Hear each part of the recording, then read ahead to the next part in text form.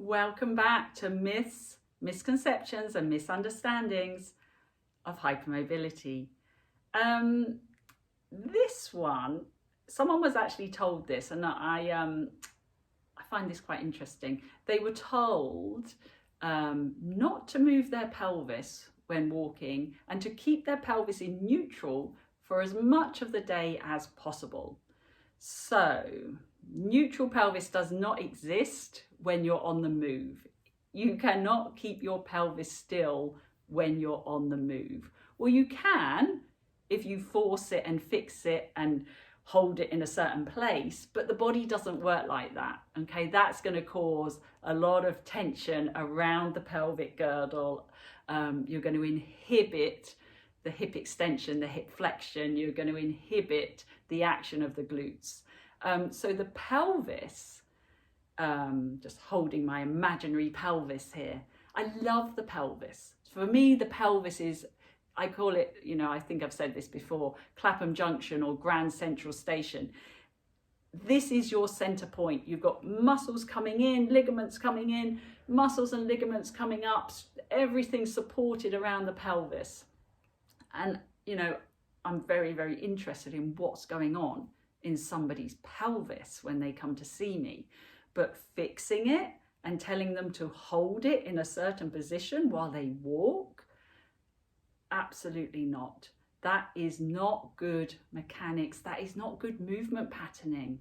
Okay, so believe it or not, the pelvis is supposed to do 3 different things when you walk. It needs to rotate a little bit, so towards the leg that's behind you. It needs to shift the weight of the pelvis. Remember, it's a big, heavy structure, right? So you need to shift the weight of that guy over the front leg that you're about to put all your weight on. So it rotates and it shifts, and at the same time it kind of hikes and drops. Okay, so you've got this sort of tipping process.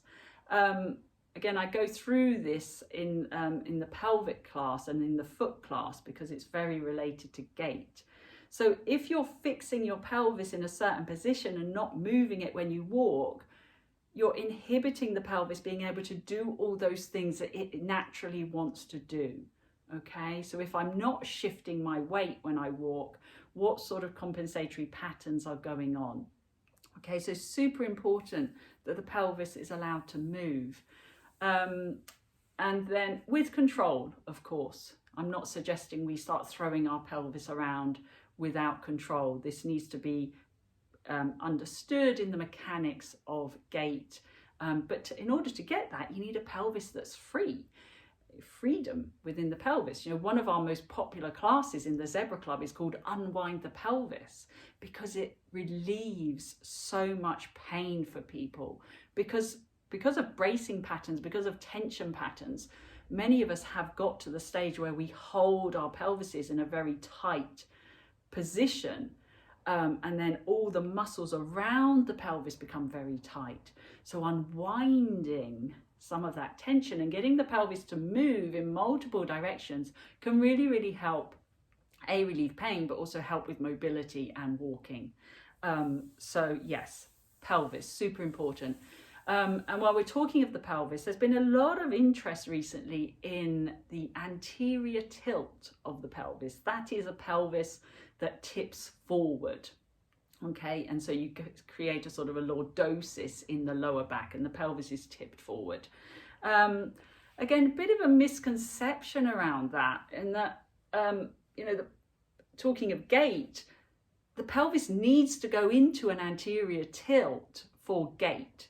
So again, let's not put the poor old pelvis and its anterior tilt in a box with pronated feet. Okay, anterior tilt of a pelvis is not a bad thing. Your pelvis is designed to do an anterior tilt.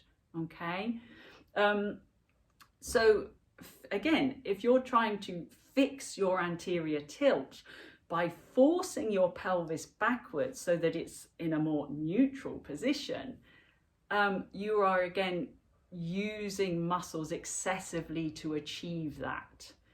Okay, so some people, me included actually, after 15 years of movement experience and movement therapy, if you look closely in some of my videos, you will see I do have a very slight anterior tilt, because that is the natural shape of my pelvis. So I can pull my pelvis back and fix it as much as I want, okay? But I've got this very slight tilted pelvis, and that could be down to bony structures, how I was made, how you were made, okay? So let's not give an anterior tilt a bad name, okay? Well, I get interested in an anterior tilt for the reasons I've been talking about, because I'm interested in an anterior tilt only if I observe that the structure is impacted by that and that it is causing discomfort and pain and there is no movement in the pelvis. Okay, so if somebody is stuck in an anterior tilt and they can't tilt their pelvis backwards and they can't shift it and they can't rotate it, then I get interested. And okay, we need to start unwinding this pelvis, but we don't do it by forcing and pulling the tummy muscles in and forcing the pelvis back. And I think it's really important that there's another often misunderstood relationship around the pelvis, is that people think people have got an anterior pelvis.